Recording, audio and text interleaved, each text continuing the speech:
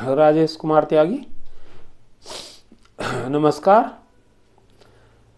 Delhi NCR Ghaziabad ओम सच्ची जनवानी नमे channel पर आपका स्वागत है। कृपा करके इस वीडियो को शेयर करें और ओम सच्ची जनवानी नमे चैनल को सब्सक्राइब करें। जितना अधिक आप वीडियो शेयर करेंगे उतने ही हमारे व्यूज़, न्यूज़ एंड इशूज़ रिटायरीज़ को मोटिवेट करेंगे, प्रोपगेट होंगे, रिटायरीज़ आंदोलित होंगे और प्रचारित होंगे पब्लिक एट लार्ज में भी और सेक्शंस ऑफ सोसाइटी पब्लिक में भी और गवर्नमेंट और पॉलिटिकल पार्टीज़ में भी। तो वीडियो शेयर करें और उसके अलावा वीडियो को यूट्यूब चैनल को सब्सक्राइब अवश्य करें। तो आप शुरू करते हैं। कुछ अपडेट्स जो अलग अलग लोगों ने लिखी हैं, अब इनमें सत्यता कितनी है तो नहीं हम कह सकते, सत्यता है भी या नहीं, लेकिन एसबीआई के मिस्टर गंती लक्ष्मी नरसिम्हम इन्होंने कोई शेयर की है। अब इन्होंने कहाँ से इन्फॉर्मेशन ली हमें नहीं पता, इनमें सत्यता क्या है ये भी नहीं पता, लेकिन आपको बता देते हैं जो ये कह रहे हैं। सम रिलायबल सोर्सेज कोट ये कहते हैं एक्सक्रेशिया will be finalise before January 2024, ये इन्होंने कहा। नंबर 1 पॉइंट ये तो खैर सही है कि जनवरी से पहले हो जाएगा, क्योंकि जनवरी फरवरी तक तो पेमेंट होना। आज गिरीश आर्य ने भी जो बताया था बीएमएस के प्रभारी, उन्होंने भी बताया कि ये 3 महीने के अंदर पेमेंट हो जाएगा, तो नेचुरल है। Ex gratia will be finalise before January 2024, ये दूसरा पॉइंट है। It will be only interim relief, ये आज उन्होंने भी बताया और वेंकट चलम से मेरी बात हुई थी, उसने भी कहा। Third, 12th BPS to be finalise before 31st December 2023 as per instruction of government and IBA finalise offer on ex gratia. तो ये कह रहे हैं फाइनलाइज भी 31/12 से पहले हो जाएगा।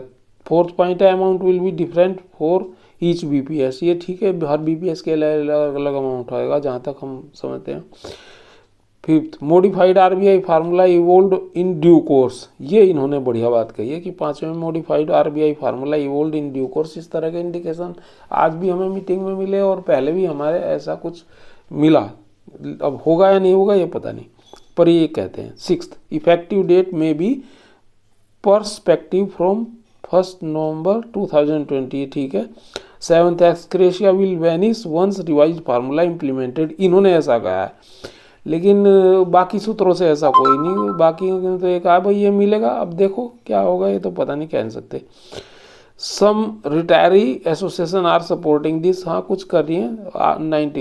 99th नंबर है, after 30 years waiting some additional relief as ex gratia will be getting by pensioner, ये तो इन्होंने कहा। और कुछ और भी मेरे पास आए हैं उन्होंने लिखा है, वो मैं आपको सुना देता हूँ।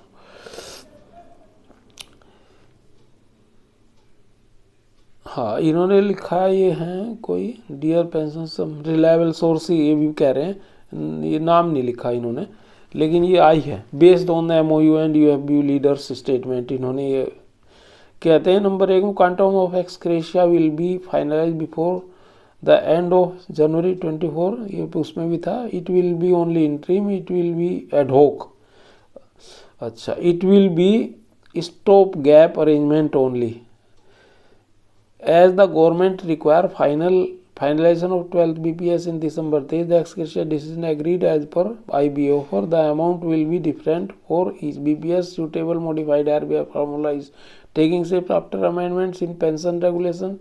It may not come with merger as any increase in basic may be construed as revision. The modified RBI formula will be evolved in course of time, taking into consideration all other parameters, ये इन्होंने बड़ी बात कही है।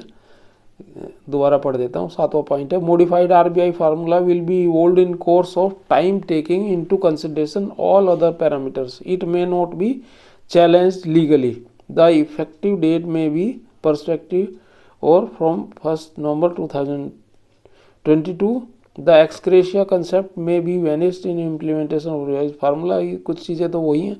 11th point है, if it is retrospective it will be surmised in the revise formula, some retirees also support the development. तो कुछ कुछ बातें वही हैं पर कुछ अलग हैं। After long weight of 30 years, वो तो मैंने पढ़ा था वही है। तो ये थी इसमें कुछ चीज़ें। अब मैं आपको बताऊं, अब एक उमेश शर्मा जी हैं स्टेट बैंक के, वो डीजीएम थे शायद, और वो ये केस लड़ रहे थे जिसमें 40 से 50% हुआ, और वो उसमें पहले कोई और लड़ रहे थे, वो एक्सपायर हो गए थे। उन्होंने एक Shri J Sai Deepak and his junior assign to our case, तो उनके साथ मीटिंग की है, फोटो भी हैं उनके, लेकिन मैं फ़ोटो तो शेयर करूँगा नहीं करूँगा, लेकिन मैं आपको ये दिखा देता हूँ, ये बता देता हूँ। 20/12/2023 के meeting with Shri J Sai Deepak and his junior assign to our case. ये कहते हैं, it was indeed incredible experience that a busy advocate like him was so thoroughly conversed with our case. Mr. J. Sai Deepak, without referring to any paper or gazettes, started giving details of our case, and then he asked us to raise any additional points with a view to strengthening our case. Sri Subramaniam raised issues about the recommendation of DFS appointed committee. He said issue of anomaly stand settled, and now only thing is retrospective effect of the to the issue. He was in the agreement with us about Articles 12 and 14, but had difference of opinion on the interpretation of Section 15(4). He said we should leave this issue to him, and he said the plaint filed by us has enough ammunition to get it. At our request, he agreed to be counsel for Umesh Sharma so that he can plead immediately after FCBIPA counsel court follows orders of FCFS. He agreed to move an application on behalf of the Umesh Sharma to direct the DFS appointed committee to place copies of representation made by the pensioners and AIS, BIOF and responses from SBI and IBA to find out as to why the question of date of effect raised by GOP was not dealt with by the committee. Both Mr. Manohar Lal and Mr. Subramaniam also contributed to the discussions. In past decade, I have met many advocates and have been witness to the hundreds of the courtroom battles, but can say with confidence, none like Sri Sai Deepak. I am very confident of success in this battle for justice and restoration of what was taken away from us. For information regarding Umesh Sharma, GOP 20/12/23 ये है। और ये तो मैंने आपको इनकी बताई है, जो इन्होंने रखा पॉइंट, आपको सब डिटेल बता दी। लेकिन ये इनके जो केस है ना स्टेट बैंक का, उसमें वो भी था पेंशन अपडेशन का, वो कमेटी को रिपोर्ट देनी थी, और जो वो जवाब दिया है इसमें पार्लियामेंट में अभी परसों का है, वो जो जवाब दिया था ना उसमें कि भाई फंडेड स्कीम है और ये है और इसमें प्रोविज़न नहीं है अपडेशन का, पेंशन का, उसमें उन्होंने जो ये भी लिखा है कि पेंशन अपडेशन की जो कमेटी की रिपोर्ट थी वो सुप्रीम कोर्ट को सौंप दिया। सुप्रीम कोर्ट में 24 तारीख में शायद इनका केस आ रहा है। तो देखो उसमें क्या पता लगता है पेंशन अपडेशन, स्टेट बैंक में पेंशन अपडेशन, अगर स्टेट बैंक में होगा तो फिर हमारे यहाँ होगा ही होगा। तो ये चीज़ थी इसमें, मैंने आपको ये बताई। और एक दो अपडेट मैं बता देता हूँ जो मेरे पास आई हुई है।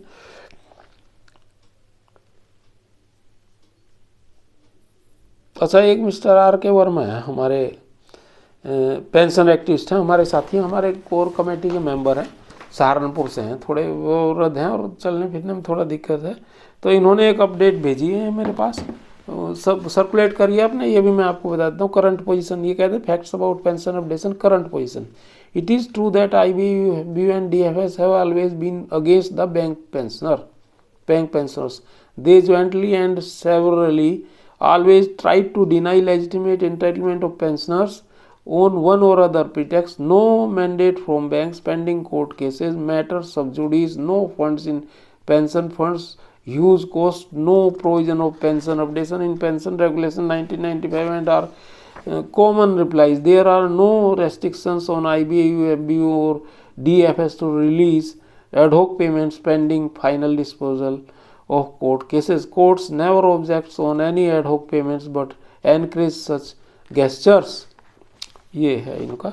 आगे कहते हैं वो मिस्टर C.H. वेंकटचलम एंड बंदलिस have gone to public saying that the suggestion of ex gratia is a interim arrangement pending finalization of pension updation through court। ये उन्होंने मुझे भी कहा मिस्टर वेंकटचलम ने, अभी 3-4 दिन परसों की शायद बात है, परसों वार्ता मेरी उनसे हुई थी, डिटेल डिस्कशन हुआ था और मैंने उसको वीडियो भी बनाई थी और शेयर भी किया था सभी ग्रुप्स में, और वो लोगों को मालूम है, आप लोगों को मालूम होगा, और कम से कम 85,000 लोगों ने वो देख भी चुके हैं, दूसरे लोगों ने उस पर जो वीडियो बनाई है, सबको मेरा पूरा डिटेल चलता रहा पूरे 1-2 दिन।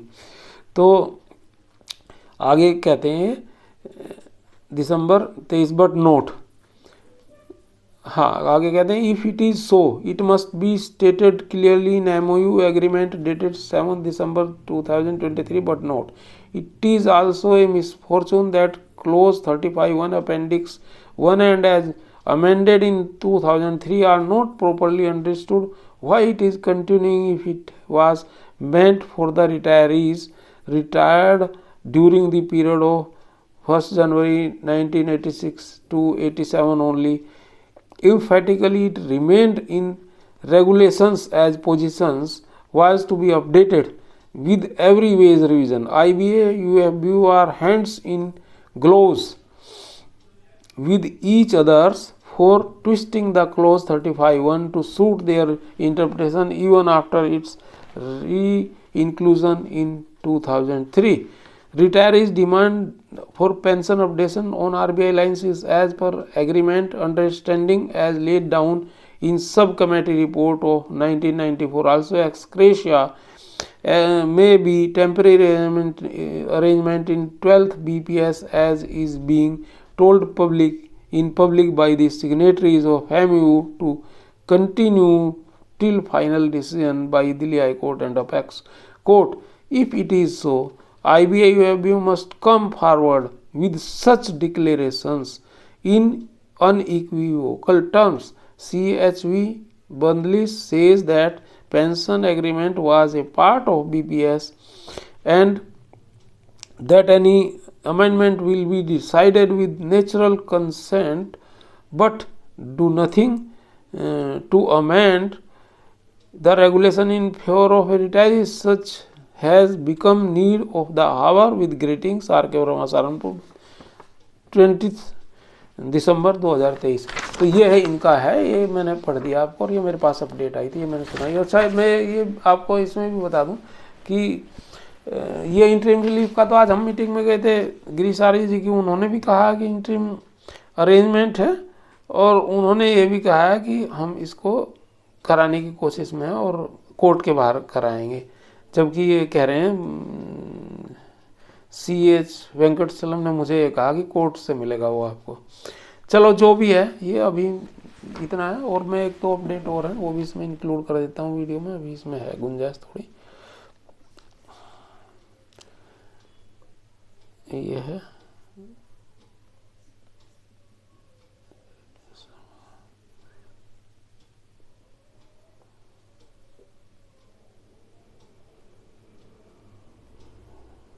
अच्छा, ये मैंने बोल दिया, 1 मिनट। एक है ये मिस्टर राघवेंद्र राव हैदराबाद से हैं, ये उन्होंने 19 तारीख में एक अपडेट भेजा, इसको भी मैं आपको बता देता हूँ।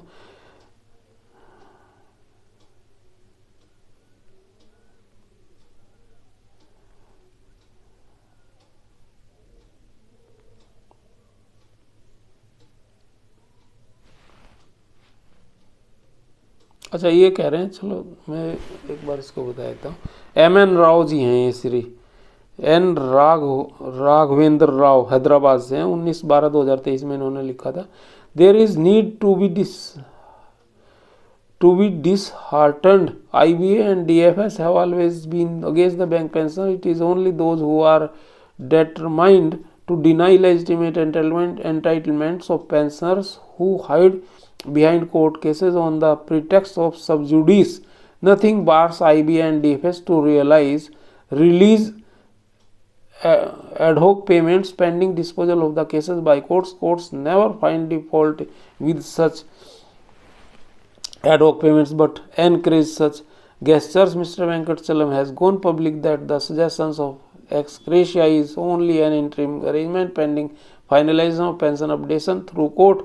Unfortunately, UFBU has not chosen to put forth this argument before IBA, as it is not so keen to be on the side of pensions. It is also a misfortune that regarding 35(1) does not specifically and unambiguously state that pension has to be updated with every salary revision. IBA therefore twists regulation 35(1) to suit their interpretation. It would be a nice gesture on the part of IBA and DFS if they re-christen the name of ex gratia as ad hoc payment. There is no way for bank pensioners except making out a strong case before the Supreme Court in MC Singla case to extract the favorable order from the court. N. Raghavendra Rao, Hyderabad, 19 दिसंबर 2023। तो ये थे कुछ updates. और मैं एक बात बताऊं, ये मैंने वेंकटचलम को भी कहा परसों, जो मेरी वार्ता हुई थी लंबी चौड़ी और बहसबंदी जो भी हुई थी उससे, मैंने कहा था जब आप कोर्ट उसमें जो है अपडेशन कर लेते और उसमें एक लाइन लिख देते, this updation is subject to the supreme court and high court orders. हम जब प्रमोशन होते थे बैंकों में और भी, तो क्या करते हैं, प्रमोशन करवा देते हैं और लास्ट में ये चीज़ लिख देते हैं, subject to the court decision फलाना फलाना, और उसके आधार पे अगर कोई चेंज होगा तो वो चेंज हो जाएगा, और नहीं होगा तो फिर वो नहीं चेंज होगा, तो फिर वो उस हिसाब से चल ही रहा है। तो ये सिर्फ कहने की बातें हैं इनकी कि भाई ये सब जुडिस और ये फलाना और ये है, ये जब तक नहीं भाई सब जुडिस तो पता नहीं क्या क्या चीज़ें, और तुम इनको सबको करते रहते हो, तो ये मतलब ये जो है एक तरह से लोगों को धोखा देने वाली और बहकाने वाली बात ज़्यादा है। अच्छा, एक अपडेट और है, मैं इसको अलग से पढ़ता हूँ, इसके अलावा इसको छोड़ देता हूँ, ये मीटिंग ये ख़त्म करता हूँ, वीडियो दूसरे वीडियो में मैं डालूँ। आर के त्यागी, गाजियाबाद, बैंक पेंशन एक्टिविस्ट। नमन साथियों, सैल्यूट और क्रांतिकारी अभिवादन सभी रिटायरी साथियों को, रिटायरी लीडर्स को और बैंक पेंशन एक्टिविस्टों को। सभी लोग प्रसन्न, संपन्न और स्वस्थ रहें, मंगल में रहें सहपरिवार। जय भारत, भारत माता की जय, वंदे मातरम। जय सनातन समाज संस्कृति। ओम नमः शिवाय, ओम ब्रह्मा विष्णु महेश। जय हो। थैंक्स सर, आर के त्यागी।